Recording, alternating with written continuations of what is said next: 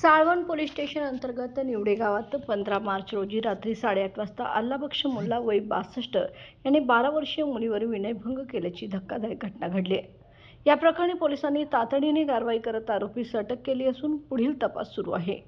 या घटनेच्या निषेधार्थ सकल हिंदू समाजाने कठोर कारवाईची मागणी केली आहे। समाजातील बालकांच्या सुरक्षेसाठी अशा घटनांचा आळा बसावा याकरता आरोपीला कठोरातली कठोर शिक्षा व्हावी अशी मागणी स्थानिक ग्रामस्थांनी केली आहे।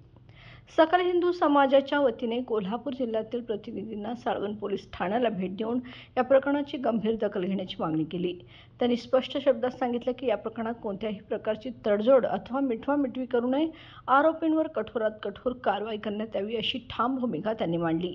यावेळी गजानन तोडकर, उदय भोसले, अभिजित पाटील, विकास जाधव, योगेश केळकर, प्रसन्न शिंदे, प्रशांत पाटील, अर्जुन अंबी, महेश पवार यांच्यासह स्थानिक गावकरी आणि सकल हिंदू समाजाचे अनेक सदस्य उपस्थित होते।